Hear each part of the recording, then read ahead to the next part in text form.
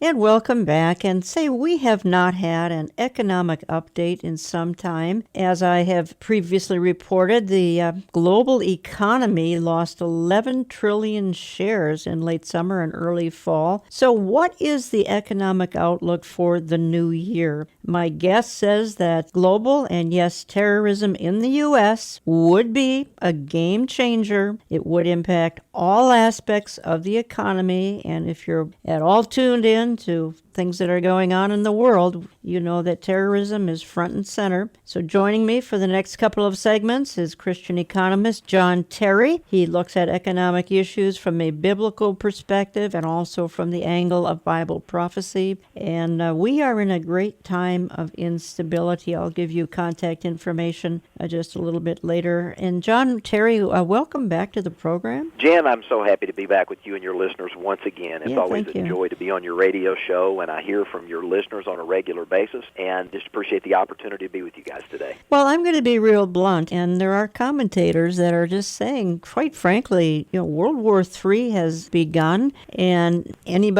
whether anybody wants to acknowledge that or not, it seems to be pretty obvious. Let's start with the impact terrorism can have on both the global economy and the U.S. economy. Let's start briefly with the global economy. Jan, I think really the two are tied together. Yeah. If we could just kind of start there, I think it would be a good starting point. And if we kind of look at where we're at right now, what we've really seen just in recent weeks and months with the escalation of violence in the Middle East, we've seen the unrest in Syria, we've seen ongoing attacks in Israel, we've seen a significant uprising in an expansion of ISIS, we've seen the rebirth of Al-Qaeda in certain parts of the country, but we've recently seen that violence spread to the Middle East with what we saw not too long ago in France. Belgium has been deeply concerned. Other European nations are deeply concerned in the fact that this mass exodus of refugees has helped to harbor and hide a segment of the population from the Middle East that is seeking to engage in radical behaviors.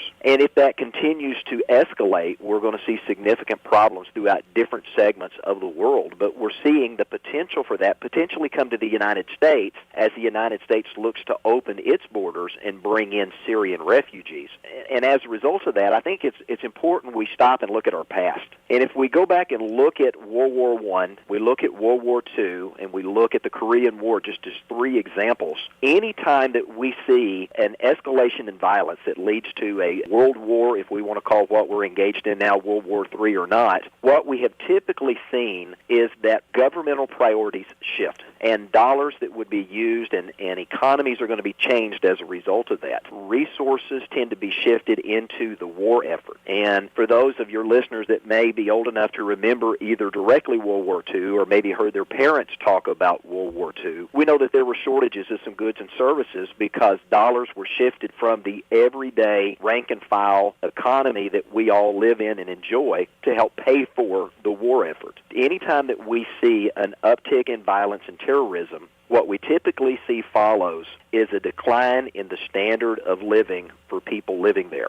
I mean, think back to 9/11 and all the impact that we saw in 2001. We saw a decline in the standard of living. Why? Because our economy was impacted. The markets were shut down for several days. There was a lot of panic in the streets. People didn't know what to do. They were stranded in different parts of the country, couldn't get home. As a result of that, we see fear begin to manifest itself in society, which is really the outcome of the terrorists that we deal with today. And fear manifests itself in a society that's dealing with war in a number of ways. Crime, urban flight, people fearing being in the major metropolitan areas like New York and other places that may be a potential threat for violence. We see hoarding in certain areas. You see some communities and people groups come together. We see other people groups tear themselves apart. So if we see terror spread to our shores, the impact on our economy could be significant. Well, John, it could be even more significant. And again, we're in a holiday season right now, and I happen to be in, do I dare say, the Islamic Republic of Minnesota. We We have lots of Muslim immigrants here already. I think more are on their way, but some of these within our population have actually threatened to attack, for instance, our Mall of America in the southern suburbs of the Twin Cities. And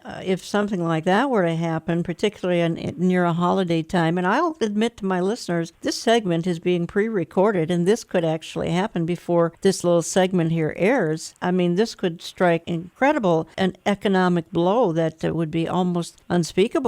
Jan, I agree, and I think what we're seeing, the modus operandi of ISIS and these terror groups, I think has shifted, and there's been a fundamental shift in what they're doing. The conflict that we're dealing with right now is nothing like that we saw in the past. You know, in the past when we went to war against a country or against a nation. We knew who the enemy was, and we could identify them. Why? Because they had a uniform on, and we knew that our soldiers were dressed one way, their soldiers were dressed another way, and there were specific battle lines drawn. With this particular conflict, we have no battle lines drawn. We don't know who the enemy is, and I believe what we're seeing today with the terrorism that we're experiencing in Europe and potentially here is going to be targeted much more at people and much more at our way of life as it necessarily is about physical structures like we saw in 9/11. I believe that they have discovered that the more they can create havoc and harm among destroying components of the civilian populace, like we saw in France, you know, where they go in and they go into a restaurant and begin to shoot people. They go into a concert hall and begin to shoot people.